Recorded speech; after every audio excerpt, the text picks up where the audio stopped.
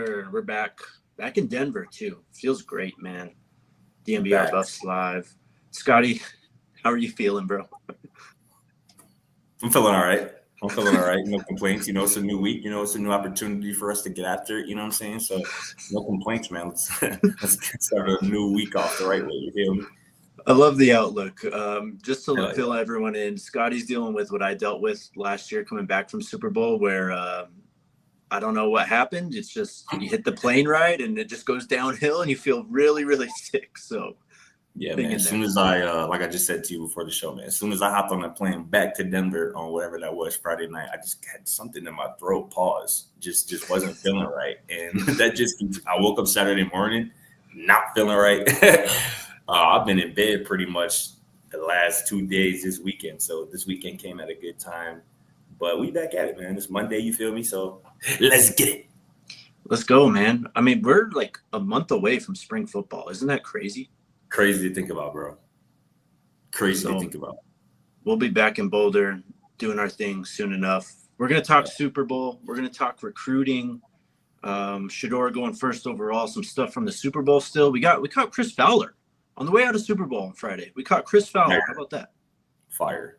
So y'all are going to hear from him, but we're going to start today talking about Marshall Faulk and Colorado's running backs. We touched on this, obviously, on Friday when the hire was announced and went a bit into it. But, Scotty, is he the missing piece to really get Colorado's run game kickstarted? I mean, one of the worst run games in the country the last 2 years. They made a move for a reason, right? You move on from Flea for a reason. You bring in Faulk, obviously another gold jacket. Is this the move to fix Colorado's run game?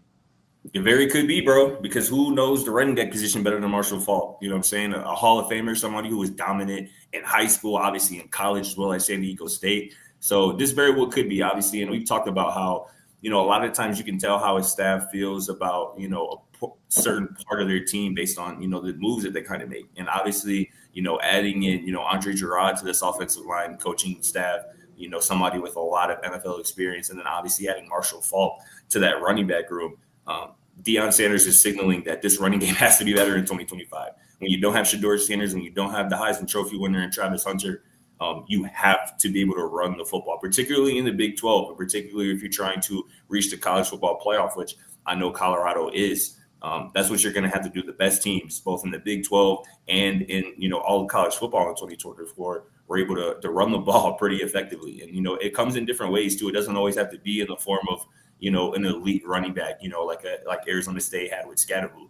Sometimes it's a 2-3 headed monster, and, the scheme and the guys up front allow you to just have, real balance. And that's really the biggest thing that I'm looking forward to this offense having that it really didn't have in 2024, which is crazy to think about because they were still one of the best offenses in the Big 12 in the college football. But you give Kaidon Salter or Julian Lewis some real balance, with the run game, it's going to help open up, the play action pass game. It's going to help, just open up, what they're able to do also, with their legs too in Kaidon's case. So this could be huge. And I think this is going to be huge. Marshall Faulk obviously doesn't have any coaching experience, but I don't think that'll be a problem when you can relate to the kids, especially at that running back position like he can. So this very well could be. We could very well end up looking at this move, this hiring of Marshall Faulk as kind of the catalyst or the reason why this Colorado running game takes off here in 2025. Yeah, there's a few things to look back on here, right? I mean, first off, what you mentioned, no coaching experience, but you could have said the same thing about Coach Sapp last year, right? And look at how that defensive line really transformed and changed under him. Just having that Pro Football Hall of Fame knowledge, someone who's been there, done that at the highest level, has been in the NFL locker rooms, like knows exactly what these kids are looking for or what they need to do or look like at the next level. So you have that. Look at last night. Look at what the Eagles did. I mean, all year they ran the hell out of the football. They dominated in the trenches, brought them to the Super Bowl and a Super Bowl title. Go to the CFP.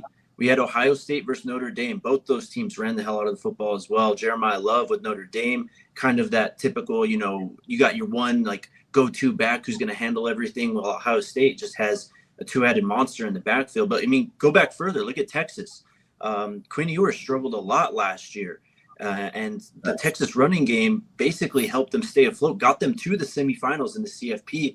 Penn State, same thing. Drew Allard, really up and down. He had his moments, but Singleton in the running game there at Penn State that's really what drove them to the semifinals this last season. So, I mean, as you mentioned it too, the Big 12. If you want to beat BYU, you want to beat Iowa State, K-State, you got to kind of fight fire with fire. You got to have a good run game. You got to be able to take it to these teams in the trenches and physically dominate, because let's be frank, that's what football is at the end of the day. The team that physically dominates the most usually ends up winning. Yeah, for sure. And people like to point this out too. Like, back when Coach Prime was at Jackson State, like that was kind of the identity of his teams, a run first team, play good defense. And, and it goes to the fact that Coach Prime is an old school coach. He says that all the time. He's an old school ball coach. And that's an old school kind of mentality, for a football team. And I think, when you have the best quarterback in college football, you're gonna play to his strengths. But with him no longer in the fold, I think Coach Prime sees this opportunity to get back to his roots as a football coach, as an old school football coach, and run the football, play good defense. Because again, I think this defense we talked about, I think this defense has potential to be even better in 2025 they were in 2024. I think this defensive line, this pass rush has the potential to be even better. So if you can pair that with a balanced offense, a quarterback potentially who can use his legs as a dual threat, adding, Zach Atkins, so you have tight ends on the field, maybe one in addition to Savell Smalls, maybe even two on the field at certain points. This offense, this team really is at least trying to become more balanced. And I think that's really all you can ask for in February at this point, until we can see the actual results on the field. And then, you go back to Jackson State, like you said. I mean, with Shedeur, he was a young quarterback when he got on the field. I mean, started every game, right, I think, except one in his college career. So he was out there as a true freshman. If Julian wins this quarterback competition, it's going to be because of, Gunner and Andre Gerard and Marshall Faulk, those other pieces around him, particularly in the run game, to help the young quarterback just kind of, not feel like he has to do too much, obviously. And then he can kind of grow into it and become potentially what Shedeur was at the next level. Which running back do you think will take the biggest leap under Marshall Faulk this year, Scotty? The biggest leap under Marshall Faulk. I think that's a different question than maybe who I think will be the starter, or, who I maybe think has. Yeah, we'll get to that.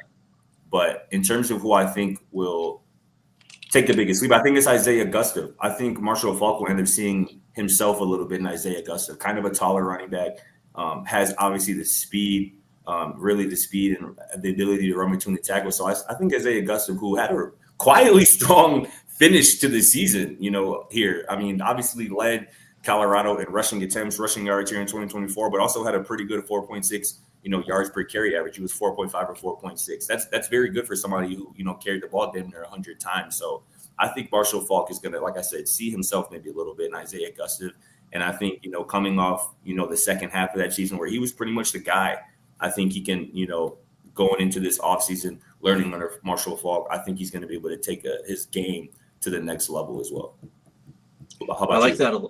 I like that a lot. I mean, I'm a big fan of what Isaiah did down the stretch. I mean, he really didn't have much to work with, but he kind of made something out of nothing quite often. I'm going to go to the other two backs, though, because, I mean, look, Dallin led the running backs in receptions last year with 17. We saw that was kind of his role, and we know that's what Marshall Faulk is, right? He had like 780 receptions in his NFL career, so I'd expect the running backs to be a lot more involved in the passing game. Maybe that's where Dallin finally gets to shine and show what he's truly capable of. But how about Micah Welch? As a true freshman, he had 8 receptions. I don't think, we talk a lot about Micah and him kind of blowing up as a sophomore, but he caught the ball, I think, a bit more than people thought. He only had 43 attempts, but he had 8 catches with that. So that's damn near, every fourth touch that he gets, it's a pass from the quarterback. So I think that all these guys are going to benefit, obviously. But you look at Micah, you look at the talent and just what we saw in spurts this last year as a true freshman. I think I have to go with Micah, and then I'd probably go Dallin right under him just because that's like his natural skill set. Yeah, man. I think Micah, to me at this point, is going to be the guy who ends up being that starter. Some of that guy who's there on first and second downs, in obvious, run situations. Because I just think he's the most talented runner. And I think Marshall Faulk will have an affinity for the young guy. I think Marshall Faulk played immediately in college, like as a true freshman. I think in his second game ever, he had like 6 or 7 touchdowns at San Diego State as a true freshman. So, which is crazy, right? So I think he's going to have affinity, maybe for a young guy like Michael Welch, who maybe he sees himself in a different way than maybe he might see himself in Isaiah Gustav. So Michael Welch, I think, has the ability to, I think I wrote it maybe in one of our roundtables, but I think he has the ability to emerge as one of the best running backs in the Big 12 this year, assuming he gets opportunity, assuming he gets, room to run and to work with behind that offensive line. But yeah, all these guys, and I can see, talking about Dallin a little bit, I can definitely see him kind of settling into a third down role, being your third down back. I think at this point he has the best pass catching chops of, those top 3 running backs. And a forgotten part about his game and a forgotten part about the running back game in general is pass protection.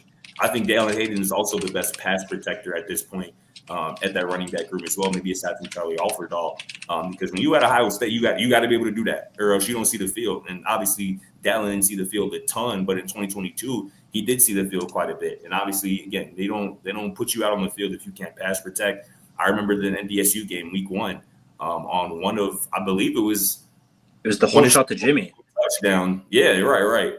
Dallin, that play doesn't get off. That touchdown doesn't get off without Dallin Hayden stepping up, putting his face mask on a blitzing defender and giving Shedeur just an extra second. So I can kind of see how that rolling. Michael Welch is kind of your starter, first, second down. Him and Isaiah kind of share that role. And then third down passing situations, you bring in Dallin because, again, I think he has good hands for a running back. He can make plays after the catch.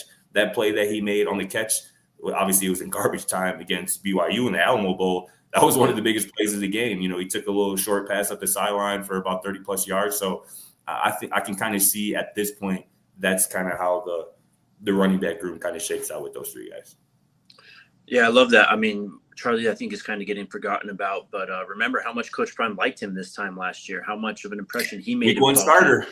Yes, sir. So, look, it was difficult for every running back who took a handoff last year to make anything happen. So I think Charlie should get some benefit of the doubt with that because, as you mentioned, it's his like mental aspect of the game that really shines. I mean, knowing the protections, being able to know when to get out on the flare routes or whatever, just to give your quarterback a little quick dump off. Who will emerge as the starting running back? Michael Welch. I think it's Michael Welch's time here in 2025. And I think also, too, if he hadn't dealt with the hamstring injuries for much of his freshman season, this wouldn't even be a discussion. You know what I'm saying? Because when he was out there, he looked like he belonged on the college football level as a true freshman. So I think Michael Welch, again, his ability to make people miss in short areas, he's very deceptively quick.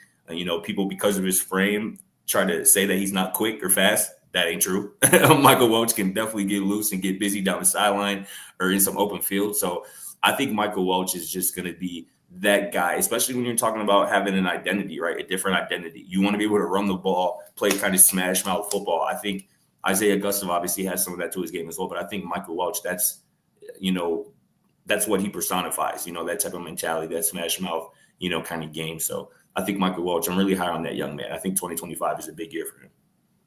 I agree 100%. Remember this time last year as we're getting into spring football, how the talk was Michael Welch. All we saw on Well-Off reach the people. All we heard about from spring practices was how this guy's just consistently breaking runs and making plays. I have to imagine he makes that sophomore jump. But I got to pose you the question too, Scotty. Is there another running back who's going to make an impact on this team who is not on the roster yet? I think it's certainly possible. I think you can get through the spring and Marshall Faulk says to Corey Phillips, whoever else, Deion Sanders, we got to get at least somebody else in there. And I think it could simply just be they want to bring somebody else who has a different skill set, maybe has more of a Dylan Edwards potentially to his game. That's somebody who I think Marshall Faulk would probably love. But I just think that it's certainly possible. We should not rule that out, especially when there's not a lot of production to lean on with this group currently. There's a lot of potential, that's for sure. There's a lot to like about the talent in that room. But in terms of proven production, in terms of, a varying skill set and versatility, being able to catch passes out the backfield, being used in the screen game as well, I think Marshall Faulk, maybe once he gets through the spring, he might say we should add somebody different, another body to this room. Or he very well, maybe not. He might get through the spring and be like, we good. We got everybody we need. We got everything we need in-house. So I wouldn't rule it out. In fact, I would think it's a bit likely, but you never know.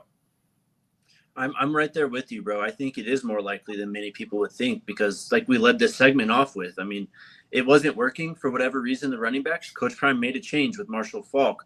I think there's entirely a possibility. He looks at this room and says, this isn't going to get it done. I need to go get this type of guy, as you said, a different skill set. But we'll see. We'll see what happens when the spring portal opens. I don't know how many backs are in the portal right now that you would actually want to take a shot on, but we have a whole other, I think, 10, 15-day portal period coming up in a couple months. We'll see what happens then. No doubt. All right, let's take our first break. Shout out Bet365, man. Did you bet last night on the game? How'd you do? That's it? Yes, bro. I'll put a little coin on some outcomes or results in the game last night, but no luck, no dice, unfortunately. How about you? Did you come through anything? The exact same thing, bro. Hey, bro. Hey, no real spill though. Do you remember the conversation we had? I think maybe last week about how mid-game we might live bet something. Yes. Yes. Did you do that? Because I did. Bro, no lie. I can't remember what the score was. I think it was 14-0. And then I did that same thing. I was like, all right, it's time to put a little money in the account. Yep. Let's catch this money line here. And I was like, you know what? I'm just going to wait a little bit. And I'm glad I did, because I think the very next play, Pat Mahomes threw a pick to Zach Bond. Yeah. And I was like, thank God. See, I did it at halftime. I was like, this is perfect. I think at that point it was 21. I think it was 24 nothing and a half or 21 nothing and a half. And I was like, this is the best it's going to get right here. But clearly that didn't work out for me. Maybe y'all will have better luck on the app over at Bet365. Sign up, use the code DNVR365. Deposit $10 and place a bet of $5 place a bet of $5 to get $150 in bonus bets if your bet wins or loses. Bonus bets can be used on the spread, totals, player props, futures, live betting. Maybe y'all have better luck than us. Whatever the moment, it's never ordinary at Bet365. You must be 21 or older and physically located in Colorado. Please gamble responsibly. If you or someone you know has a gambling problem, wants help, call or text 1-800-GAMBLER. Terms and conditions apply. And shout out to the homies over at Breck Brew, man. The homies over at Breck Brew are always showing love, and they got something special for y'all here coming up soon, here in the month of March, It's called the Breck Brew Ice Day giveaway. So Breck Brew, check it out, man. They're giving out 2 VIP tickets right on the glass to an Avalanche game, complimentary food and drink. That Avalanche game will take place on March 28th versus the St. Louis Blues. Again, that's 2 VIP tickets right along the glass. You're going to be right there on the ice right there with the players and whatnot. So go check that out at breckbrew.com/ice deck to enter. And check out the beer locator as well, man. If you really looking for something, this is the best way to find it here at Breck Brew. You can check that out at breckbrew.com to find a brew near you. Crushed it, Scotty. Let's go, bro. Let's go. All right, we do have one more piece of Super Bowl content from last week. Literally, we're packing up the set. Broncos was the last show. We took apart the set around Zach while he was still live, finishing up the show. Bro, that was hilarious. That was so good. Zach played it perfectly, too. Bro, because I walked up to it, and I was like, what is going on? Like, he was, like, crunched over, like he was in his seat, but there was nothing around him. But, yeah, he played the hell out of that. Shout out to him. He crushed it. So while that's all going on, there's like this ESPN booth next to us. And I just see Chris Fowler all of a sudden. Like Friday afternoon, everyone's leaving. Like there's not a lot going on, but Chris Fowler's just sitting there. So, we go up to him. We go up to his guy. We get it scheduled. So it's a short little walk and talk, but it's a well-known buff, one of the most well-known buffs, the voice of CFB 25, the Heisman ceremony, one of the many voices of college football. So here's Chris Fowler just reflecting on this last year of the Buffs. Colorado alum here. Here we go. How are we feeling about our Buffs? How does it feel to see this team come back from the dead? Well, it feels awesome. I mean, I was there when I was a student. They were dead. Then they came back to life and won a championship like 5-6 years later. And then we know they were dead before Deion got there. I want the momentum to keep going. I want them to build. Obviously, this was a special season. Seeing Travis in New York and getting to talk to him after winning a Heisman is something that's going to stand right up there with anything that's ever happened in CU history. The bowl game disappointed the hell out of me. I didn't think they showed up in that game against BYU. That was kind of a thud at the end of the year. It doesn't tarnish what they did this past season. I'm still optimistic. And here comes the new wave of guys. And are they going to show up and put in the work and not feel entitled. And I'm eager to see them build on this. I want Deion to hang around for a while and ride the wave. Big news today. Marshall Faulk, third gold jacket in Boulder. Just your thoughts on that and the staff coaches assembling in Boulder. I love Marshall. I mean, I'm old enough. I covered him in college. I've gotten to know him a little bit, and I think that he brings instant credibility. He's got a passion for football, which Warren Sapp has, obviously, and Warren's another guy that I covered in college, and I think he's obviously does a great job connecting with the players. It was a clear improvement in that area, and I'm eager to see what Marshall can do, man. It's so interesting to me, the staff that Deion assembles. He's so comfortable around these fellow Hall of Famers. Yeah. He's much more comfortable around guys with an NFL background than a college background, which he's told me. So it's working, and welcome to Boulder, Marshall. Chris, I'm curious your perspective from that night in New York at the Heisman. Just how special that was, the energy in that room, the love in that room, how you would describe that. Yeah, to see Deion, Shedeur, and Lil Wayne sitting there in the front row. that was not something I expected to see. Yeah, I've done the Heisman for like 30 years. No, man, the first year I did the Heisman in '94 was the year Rashaan Salam won it. And it was a very, very special thing. And it was also special to see Travis, he's such a good dude. He's not just a great player two-way. He's not a unique creature in football. He's also just a really solid, great student, and I think he represents so much of what you want a star at your alma mater to represent. You want the Heisman fraternity to represent. So the way the guys connected with him is pretty obvious that they saw that too. So I'll be a fan of his on Sunday wherever he goes. See you guys. Go Buffs. There he is. Hey, somebody in the chat says, how many push-ups did Chris Fowler do before talking to us? And we all had the same question. My boy, he wearing that medium shirt that got the guns on and Bear says, bro, I'm damn, Chris, okay, my bad, man. You got it. I'll never forget, I think it was Neely who told us this story. It's around this time, I think either last year or the year before, lots of players are coming in and out. And Neely said he saw this guy working out in the gym out there, right outside the IPF. And he's like, man, that guy's jacked. Who is this new player we got? And it was Chris Fowler. He looked like he could definitely still play right now. Oh, man. But yeah, great to hear from Chris. Obviously a Buff legend. Really cool, honestly, that he starts his ESPN Heisman coverage off covering Rashaan Salam. And then just to have the second one, obviously, with Travis. That was a great question by you, but it was great to get his insight. Also, the bowl game, he was pissed about the bowl game.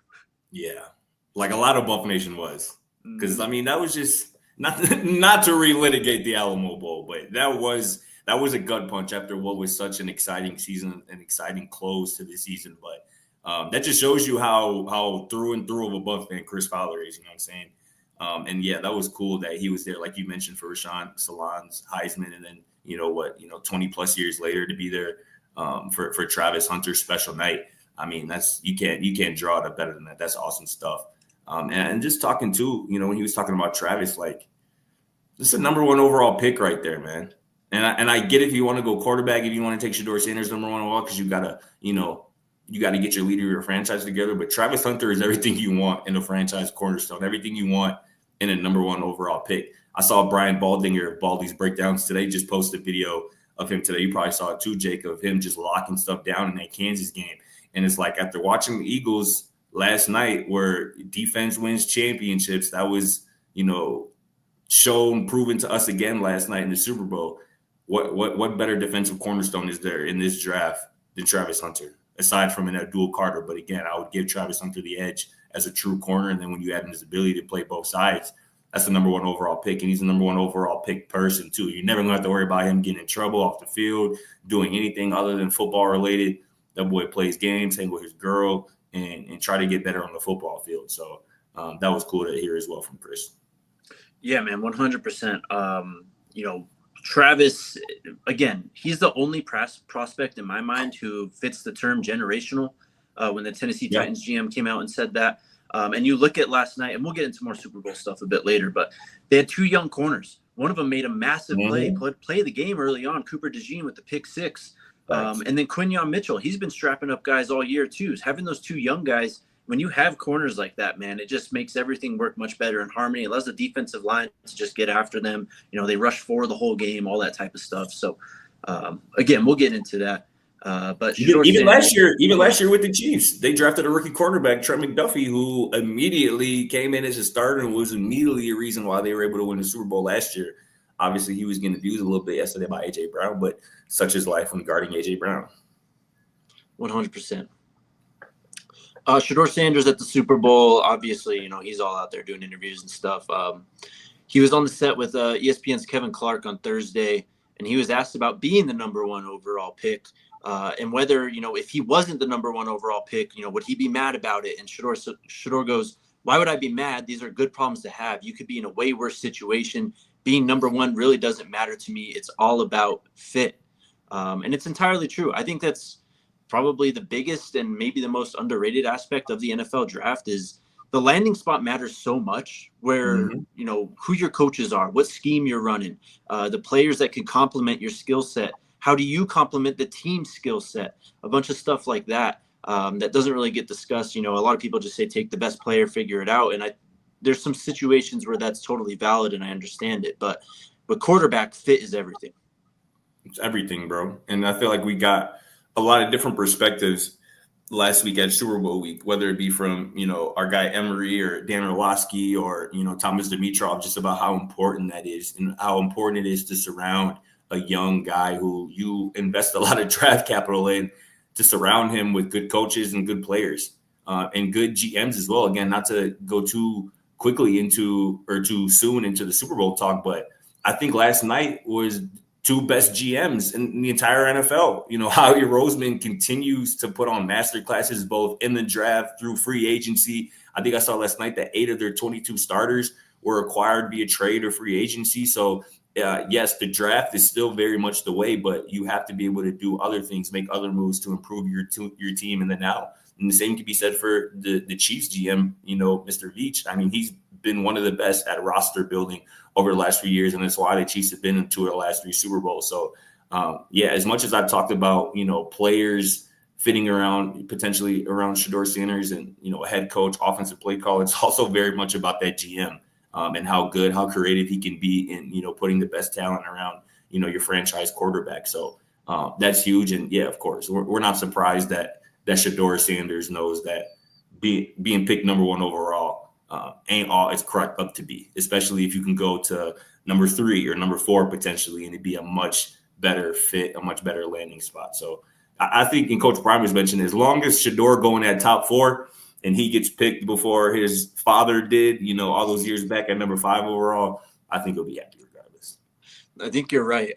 Coach Prime actually, on Friday he was on Get Up and he talked about the case for Shedeur to go number 1 overall. And I think you're the one who first brought this up. So I'm going to give you credit because it's something I've been thinking about a lot more. How Shedeur is built to kind of, we talk about fit and all that. I do think he's built to go into a bad situation and potentially be like a culture changing type of player. Coach Prime on Get Up, defending Shedeur's case to be the number 1 overall pick, said he's the best one for the job and he's the most equipped. Oftentimes we draft these quarterbacks that have been on these elite teams, then they get in these situations not conducive to success and they choke. He's never had the best of, but he's made the best of. It's a fire quote, man. Unreal.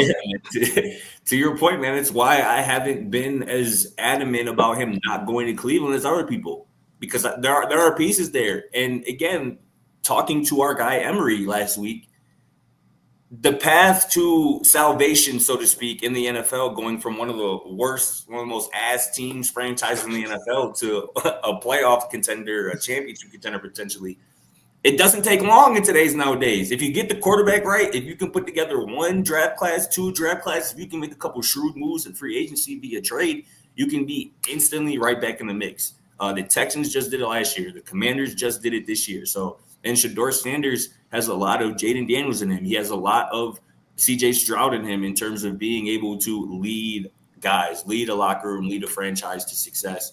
And yeah, that's part of the reason why this might be a bit much, but I don't know if there is a bad situation for Shedeur Sanders because like Coach Prime said, I think he's going to do what it do. He's going to make it do wherever he goes. He's been put in awful situations. He's been in Jackson State where there aren't a lot of resources and there hasn't been a big history of winning. He's been in Colorado where they're coming off a 1-11 season. 2 years later, they're 9-4. So Again, if you just give him a little bit, and also, mind you, he did that at Colorado with less than ideal offensive line play. We'll say that. So if he can get above average, competent offensive line play, if he can get a competent running game, competent receivers, I think he will make magic happen for whoever drafts him. And just another few notes from Coach Prime at Super Bowl on Friday. He did say that he met with the Browns, or he's at least spoke. I don't know about met, but he's had contact with the Browns and the Giants. He has yet to speak to the Titans. So it sounds like the Browns kind of have the blessing to draft Shedeur. You know, they're not going to make a stink if Shedeur goes there, because to what you're saying, I mean, we saw that game. We saw the Browns-Broncos game. Like this, with Jameis Winston at quarterback, they put up points, man. They were making plays. Period. So if you have Shedeur at quarterback, I'm beginning to come around on the fit with Cleveland, especially because of Kevin Stefanski and what he's been able to do with quarterbacks. I'd love to hear that, bro. And also, too, this whole Myles Garrett potential trade request thing could also potentially move the Browns towards getting additional draft capital to where they feel comfortable taking Shedeur, top 3, or even if they feel like they have to move up to the number 1 or the number 2 spot, the Myles Garrett trade might allow them to do that. So don't sleep on the Browns in the Shedeur sweepstakes, y'all. And again, it would not be the worst fit in the world. He's got a good coach. He's got good weapons around him. That is still at the very least an above average offensive line, pieces on defense. I mean, let's not forget Nick Chubb is going to be coming a year away now from his, massive knee injury as well. So assuming he can get somewhat back to his previous injury form, him and Jerome Ford, one of the best tight ends in the NFL. And again, David Njoku, that's what we talked about with Dimitroff last week. He was saying the best way to kind of supercharge your young quarterback's development is pair him with an elite tight end. And that's there in Cleveland for Shedeur potentially. So we'll see what happens, man. Great points, bro. All right, we'll move on. Let's talk about recruiting, and then we'll get into the Super Bowl. But first, let's take our next break.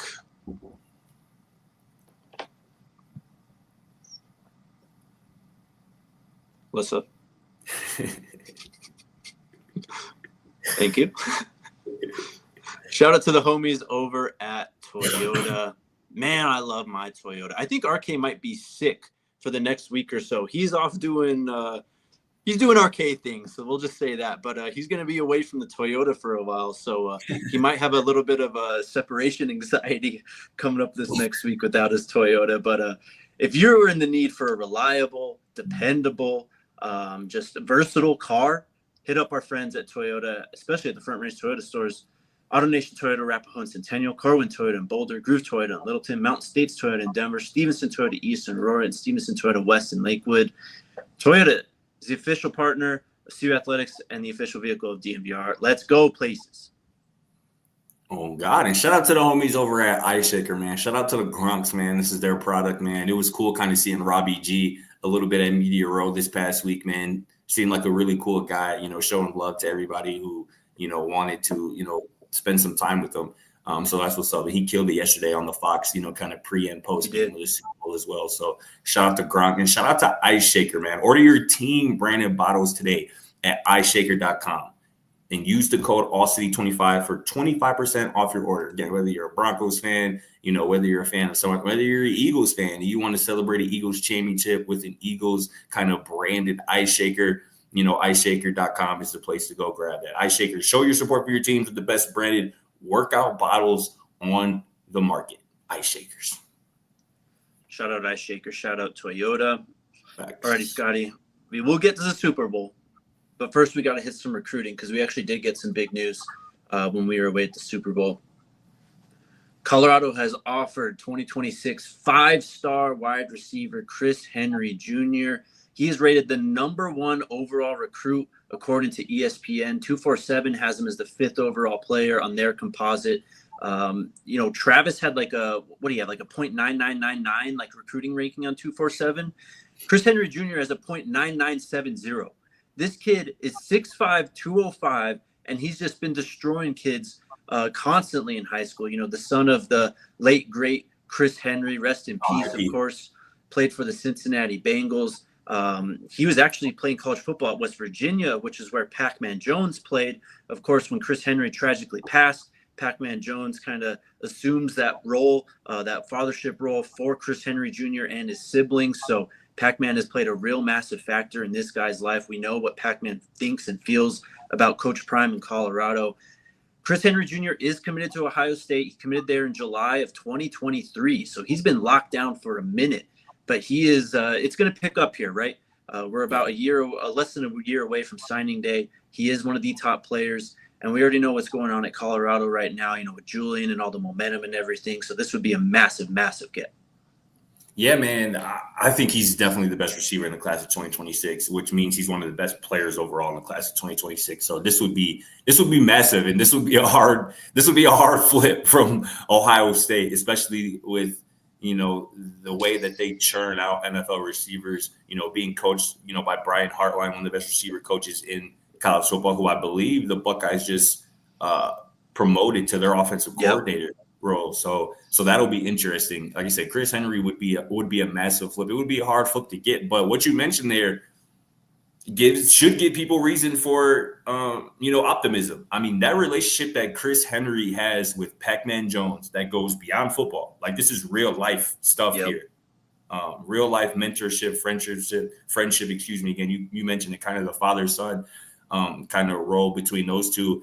And who does Pac-Man Jones see as his kind of mentor, kind of father-son relationship to him?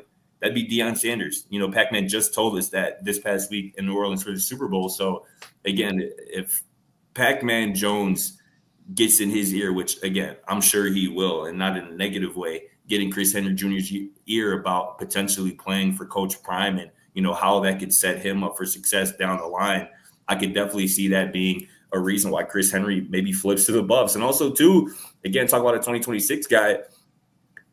There's a world where Julian Lewis either starts or plays a lot here in 2025, and guys just want to come to Colorado to play with Julian Lewis and be a part of his development. So that's another potential avenue that I can see, kind of arising here. It's going to be interesting to watch, too. And I feel like Colorado kind of got it at the right time, kind of playing off the momentum of hiring Coach Marshall Faulk. I believe this happened, a day? Chris Henry announced the commitment a day or two after the Faulk news. So that was smart. I think it was the same day. It might have been the same day. So that was also pretty smart. That was some 4D chess moves by their recruiting staff for sure. Yeah, so stay tuned. I mean, again, he's been committed to Ohio State since July 28th, 2023, well over a year. It's going to be 2 years in July, actually, that he's been committed to Ohio State, which you know how this thing goes. Everyone knows. I mean, you can be locked down for however long. Julian was locked down for what? About the same time with USC? Yeah, about 2 years. Yeah. So, wait and see. We'll see if he comes on a visit, if there's any more momentum, but the Buffs are obviously interested. They've extended the offer, and the relationship is clearly there too. So stay tuned on that one. Another guy, Jamarion Phillips, put out a top 10. He is a 3-star linebacker in the 2026 class, listed at 6', 220 from Dallas, Texas, South Oak Cliff High School, ranked the 50th linebacker in the class, 695th overall player. Put out a top 10. Ohio State, SMU, Texas A&M, Baylor, Oklahoma, ASU, Illinois, Mizzou, Arkansas, and CEU. Go get them. That'd be any ad at that linebacker spot would be much appreciated and much obliged, especially 2026 and beyond.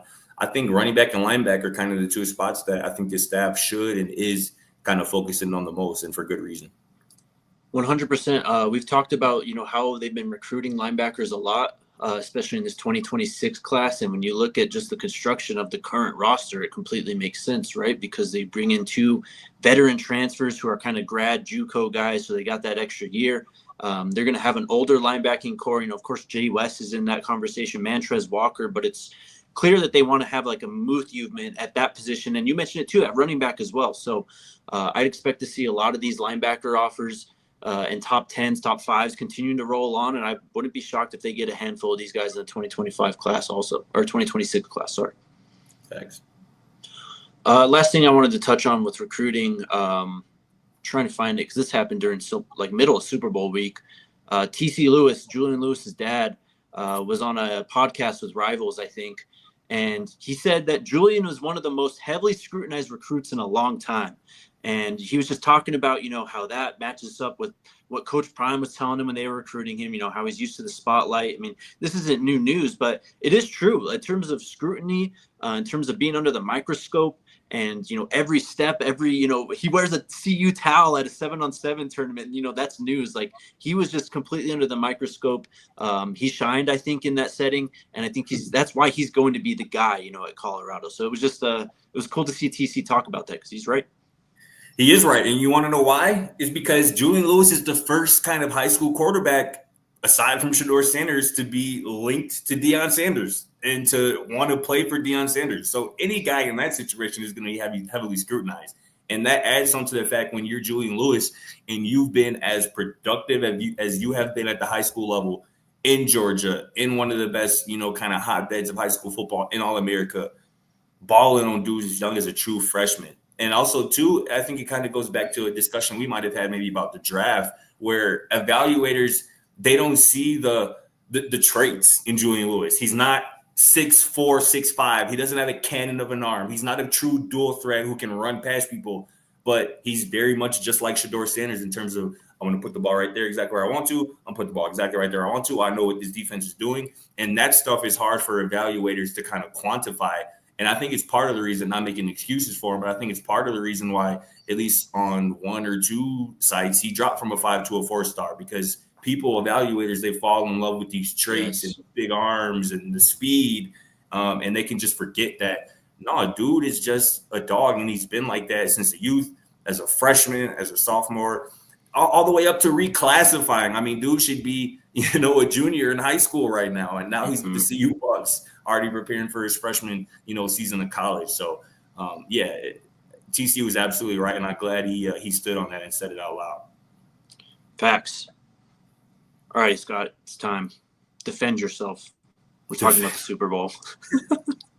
I don't got to defend nothing, bro. I ain't gonna lie to you. But honestly, bro, like, you're right. Spill, I just would have enjoyed a good game. I don't know. Like, I would have enjoyed a good game. I mean, it is what it is. Shout out to the Eagles, though, man. A Super Bowl is in the All City network. We love to see that. We love to hear that. Next year, All City might be a Super Bowl again. Watch out for them Bears. Don't sleep. Don't sleep on the Bears. Oh, excuse me. Oh, please. Like, my main takeaways from the game, though, is just like very much shades of that 2020 Super Bowl with that the Chiefs lost to Tampa Bay and the Bucs. And it was ironic, obviously, with Brady in the booth calling that game last night. But that seems to be the blueprint for beating Patrick Mahomes in these big games, which he doesn't lose very often. If you can get him off his spot, if you can get him uncomfortable, if you can get him with happy feet, you're going to have a chance. And also, too, just the trench play. Like, he was constantly under duress, constantly under pressure, consistently hit and sacked, and Philly didn't blitz one single time. Not one single time. All that pressure was just with their forward down linemen who were balling all game. And that's why, honestly, certain parts of the game, I was like, this Philadelphia defensive line got to be Super Bowl MVP. Whether they give it to the whole unit or they give it to Mr. Sweat or whoever else, somebody got to be the MVP from this defensive line. Now, I'm not mad at Jalen Hurts for getting it. Shout out to him. He played his ass off again in his second straight Super Bowl. And there shouldn't be any more discussion about whether the fact that he's an elite top 10 quarterback in this league. So I'm happy for him, man. And like I said yesterday, it was a matchup with two of the best GMs, I think, in football as well. So I think yesterday's game should be a lesson for how to build your teams here moving forward, on both sides. Because the Chiefs, that offensive line, that's not sustainable. And when you got a defensive line like that in Philly, you got a chance to beat anybody. So what'd you think, though? I'm sure you were a happy man last night. Oh, it was great. It was unreal. It was everything I ever dreamed of. No, for real though. Let me start with Jalen Hurts, because about a year ago I was critical of Jalen Hurts, and the chat, kind of went at me for it and stuff. Really? But shout out to Jalen for bouncing back. I mean, it was clear. I think that it was injuries last year at this point that really hampered that season and derailed the Eagles last year. So shout out to Jalen. I mean, just what a story too, from benching the national title game to having to transfer to people saying he's not a quarterback. He's gonna have to change positions to having the doubts even when he was on the field as the Eagles quarterback to now being Super Bowl MVP and a Super Bowl winner. Also has just one of the dopest photos in like NFL history now all of a sudden, which shout out to him for that. That's which one? I've seen a bunch of them. The one where like the Kobe type one where he's sitting in the locker room, he's got the Lombardi and he's got like a towel on his head and stuff. And he's just, have you seen that? I don't think so, bro. I thought you were talking about one. There was like a crowd. It was like one of him in the middle of like the crowd on the field after the game. Man. And like there's just a spotlight on him. But no, yeah, I'll find this and send it to you. But to the Chiefs side of things, I mean, it honestly kind of reminded me of Colorado the last couple of years. I mean, it doesn't matter how good your quarterback is. If you can't protect, man, this is just what's going to happen. And this is why building in the trenches is so crucial. It's so important because when you have the luxury of being able to just rush forward like the Eagles did, and shout out to Vic Fangio too, because they were scheming up pressures, they were stunts, they were moving guys around. Like they had the Chiefs confused with what they were doing. But that's just the benefit of having a monster defensive line. It frees you up to do so many other things. You can still drop 7 and cover all these receivers, but they made it hell for Patrick Mahomes yesterday. I mean, and it's just crazy. This is the second time I think in the last 5 years that I've seen them get their asses kicked like that, and it's in the Super Bowl. And it's in the same way. So there's no secret in stopping these elite quarterbacks. We saw it all year, these last 2 years at Colorado. We saw it when the Broncos product to Tom Brady, it was because of the defensive line. They were getting after him. They had no time to throw. It was just creating havoc, forcing him to move. That's how Peyton Manning, when he got upset, especially in, demoralizing, embarrassing fashion, it was because of things like that. So shout out to Howie Roseman and how they built this team, man, because that's exactly what a championship team looks like. Yeah, and you mentioned there at the end with Howie Roseman building this team. Their top 5 defensive linemen, Nolan Smith, Jalen Carter, Jordan Davis, Brandon Graham, Josh Sweat, who all made huge impacts last night. All of those guys were drafted in the first round of the NFL draft. So that lets you know, I mean, when your favorite team ends up getting a defensive line guy in the first round and it's not the sexy running back or receiver or tight end that you wanted, maybe just be patient and realize that might be the best thing for your team and your defense moving forward. Because, again, yesterday it was evident the big difference in that game was in the trenches. Did you see my Slack message? Yeah, it's fire. Yeah, iconic. Yeah. See, I saw the video. Yeah, I saw the video. I didn't see anybody take the actual photo. Yeah, it's fire. Yeah. Thoughts on the halftime show at all? What'd you think of Kaidon? Well, bro, I'll be honest with you, man. I look-key have a lot of thoughts on that. Okay, Cook, let's go. So, first off, I'm going to say this because I was happy that Kendrick Lamar was performing during the halftime for the simple fact that I've been watching Super Bowl since I was 5 years old, probably since 2002, since 2003, something like that. And I have sat through halftime performances of people I've just never heard of. I'm talking about I had to sit through and sorry if I make anybody mad, The Who and the Rolling Stones and Aerosmith and stuff that just had it wasn't for me, you know what I'm saying? And I get that, you know what I'm saying? So it was cool to have somebody that I know, somebody that, at least in the past, I listened to a lot of music of performing during the Super Bowl. With that said, I didn't really necessarily like the set list. Like, he didn't play any songs. He didn't play any songs prior to like the Damn era. Pretty much. Like, nothing from Good Kid, Mad City. Like, how do Money Trees not get played at least once? Like, Swimming pools? That's what I was just going to say. How do swimming pools not even get played for like 20, 30 seconds? You feel me? It seemed like Kendrick, and now again, I'll say that the symbolism in the actual performance was cool. The actual performance was cool. Like, the dancers in the background, again, the symbolism, Kendrick not even really sounding tired, throughout his performance where he was, walking and running all around. That was dope. But yeah, I just would have liked a better set list. I feel like he could have played better songs that more people would have resonated with. He pretty much just all played like his all recent stuff, all like GNX, which is like cool to a certain demographic of people, but not necessarily to me. So yeah, it just felt like too, like the whole performance, like everybody was just waiting for Not Like Us to drop, which Yes. I get. You know what I'm saying? It's a banger. Everybody He was teased excited it for too. it. You said what? He teased it too. Yeah, right. Like twice. He teased it like 2 different times. So it's like it just seemed like everybody was just waiting for that. And once that moment came, it was like, oh, this is the greatest thing. But it's like before Night Like Us played, I was very much bored, very much not entertained. But a lot of people enjoyed it. Again, this is probably the most diverse, to put it, halftime Super Bowl that I've ever seen. So from that perspective, I'm not really tripping. But I felt like K-Dot could have went a little harder. I'm so glad you said all that because that's exactly how I feel. Like, I'm not going to pretend out here and be like I'm the biggest K-Dot fan. I listen to all his albums and stuff. Like, I did fall off a bit around Damn and all that stuff. But, I mean, Good Kid, Mad City is like a classic. How do you not play a single song from that? He didn't play All Right? Like, what are we doing here? I don't get it, bro. But, I really don't get it. The show itself, I mean, the statement he made, I think it hit. And that was cool to see. But I agree. The set list could have been a little bit better, and for that, it was a disappointing halftime show for me. But as you said, too, at the beginning, I've seen worse halftime shows also, so I'm not going to complain 100%. too much about it. No doubt. So at that point, I can't really complain. But we'll see, man. I wonder how some other people would have went. I don't want to go down that rabbit hole. I wonder how some other people might have done. But I'll be interested to see who they bring out next year. That's true. He stared right through the camera, though. That was crazy. And people love that, bro. I tell you, people probably got they whole month of engagement on Twitter just from their one post of talking about that performance. I'm telling you. Yes, for real. Hey, and shout All out right. too. We gotta shout out Kendrick for having Coach Prime, Deion Sanders shoes, the DT96. Yes. His whole performance, that was dope. And obviously Coach Prime gave him a shout out afterwards. So that part was cool for sure. The DT96s, man, they're just taking over. They're everywhere. They really are, bro. They really are. All right, let's get to questions. Let's wrap this thing up and get out of here. Good show today, by the way.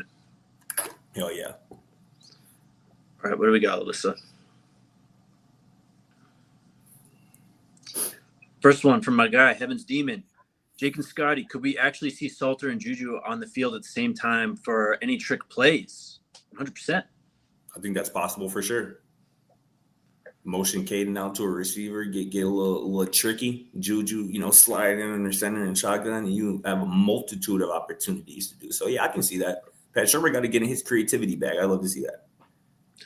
Well, it's all on Pat Shurmur. I'd love to see, more creativity like that from the offense in general, but I think that's what allows you to do it with a guy like Kaidon Salter. His dual threat ability is going to allow you to do these type of things. And honestly, what kind of better way to ease into Julian Lewis? Like, maybe you don't start him right away, but just put him on a trick play or something, just something to where, maybe he gets a pitch back or something and he can just launch a bomb, something like that, to kind of ease him into the speed and the action of college football. Because remember, he reclassified. He's a younger player, so I wouldn't be surprised if there's a little bit of an adjustment period, and these might be the way to get him adjusted. For sure, yeah. I mean, if Kaidon is who a lot of people expect him to be, and him to be the starter from day one all the way through the season, I don't think it's smart to have Julian Lewis his first reps, in 2026, be that first game. Like it would behoove him and that staff to, even if Kaidon is balling, get him some reps as a true freshman again, whether that be in packages, trick plays, et cetera, et cetera. Smuggles says, would either of y'all play in the flag football game if they asked you? I'm beaten down. My athletic prime is behind me, but I don't know. Can't say no to stuff like that, I guess. I'd definitely say yeah, and I dominate that motherfucker for sure. What? I'd win MVP of that game. What are y'all talking about? I set records. You asking for all-time quarterback? Yeah, exactly. Precisely, yes. 100%. MLN, sorry. What about Cowboys trading Micah and Dak to move up to select both Shedeur and Travis? Could it happen?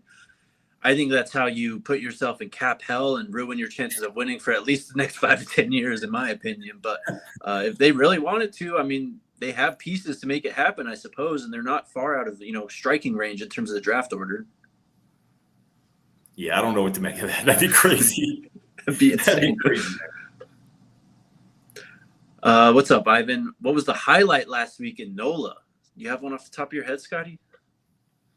Man, the people already know what my highlight last week was. I didn't even ask. I do. No, beating Roxy was definitely a highlight for sure. I'm not gonna lie. No, talking to Sap, having Sap sit down with us was dope. Obviously talking to Shedeur was really dope. So yeah, I would say, kind of those moments, and just being in the city, just in general, with the whole football world kind of inside of it. That was really cool, and a moment, a week I'll never forget for sure. Yeah, you're right. I mean, Shedeur and Sap are kind of the interview standouts, maybe the moment standouts at Media Row this last week. I guess my biggest memory is kind of just what we do at these type of things, man. All City just takes these things over. We're loud. You can hear us. You can see us. We have the biggest area set. So it's just cool to be a part of that and see us do our thing like that every time we go to these places. 100%. Next super chat from our guy East Coast Kev. Here we go. He says, "Sorry, maybe I'm a little old, but that halftime show was mid AF. The best ones so far were Michael Jackson and Bruno Mars. I wonder who Drake is going to see now. Probably Roger Goodell." Hey man, hey Kev, I feel you. Like I said, bro, the first probably 8 minutes of the performance, I'm like, what are we doing here? It was just I just wasn't entertained. I'll be honest. It is what it is. But a lot of people enjoyed it, so I guess that's really all that matters. What'd you think? Facts. In general, just with this comment. Kev's my guy, first off. Second off, I don't know. I mean, I guess in the grand scheme of things, it is underwhelming. It's not like I'm a big halftime show guy though. Right. I mean, my brother and I are sitting there watching the game, and he goes, "Last year's was better because it was Usher. He's a big Usher fan, all this stuff." I was like, I can't even really remember it, if I'm being honest. I can't either. The ones I remember the most are one of the ones that Kev said, Bruno Mars, because that was when the Broncos got their clock cleaned by the Seahawks in New York, and that was just a traumatizing experience. Beyonce was also on that one too with Bruno, right? So Beyonce was the 2015. That was Super Bowl 50 when she came out, and also brought out Bruno Mars. So actually, you know what, Bruno, we might be okay, bro. We might be all right. What else we got? Alyssa says the swamp was the best part of NOLA. Do you agree with that, Scotty? The swamp? It was a memory, that's for sure. Was it? It was something. Was it? Barely. Man, that swamp, man. I can't believe y'all went back, though. That was crazy. We had to go back. I would have had PTSD walking through the doors again. No, we had to go back. We had to claim our territory, bro. But yeah, shout out to the swamp. It's different at the swamp, man. You got to be prepared when you walk in there. Very much so. All right. Anything else? I think that's it. Think that's it, though, bro. Give me bro. Hell yeah, we killed that, bro. Good stuff. Who do you think, bro? Give me a team, surprise team in the Super Bowl next year. The Denver Broncos. Oh my God! You already did it. What do you mean? You can't get mad at me for this. I can see it, bro. You really believe that? You think Bo can do that? Of course. Yes. What do you mean? We have one of the best coaches in the game. We have. First off, crazy that Bo Nix didn't even get a vote for Rookie of the Year. I'm not whatever. The 2025. Bro, neither did Caleb. But I don't know. It was weird. It is weird, but I mean, whatever. Honestly, let me think about it. I think the Bengals can make a run back for sure. I think Joe Burrow can make a run back. Okay. What say you? I like that a lot. I'm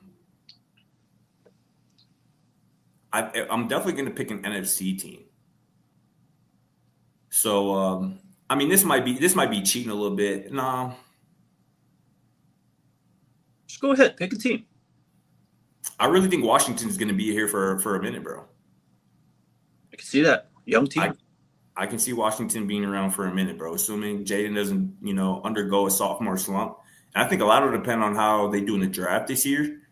And also, too, I think with them having a resurgence, I think they're going to be a bit of a destination now, too, for free agents potentially. So I can see Washington kind of sneaking up on folks. I don't know if sneaking up is the right word, considering they just played in the conference championship game, but I can see them, getting over that hump potentially and making a Super Bowl here. So we're both picking year two quarterbacks. It's interesting.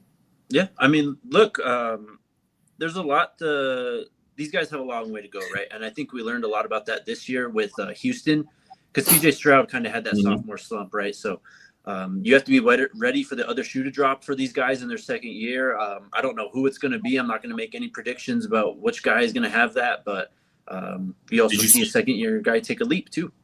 Did you see Drew? Did you see who's the favorite for next year's Super Bowl as of this morning? I did not. Who is it? It's the Ravens and the Chiefs tied for the best odds. Please Lamar. Got to get one at some point, bro. I think he will. I think anyone but the Chiefs. So I'm all for it. Nature's healing. The Chiefs are no longer Super Bowl champions. We're gonna be all right, guys. I'm dead. All right, we're gonna send it out here. We'll be back tomorrow. Scotty and I are holding it down the rest of the week, man. 2-man game all week. So stay tuned. A lot more to talk about. See you tomorrow. Let's go Buffs. We all silly like the mayor.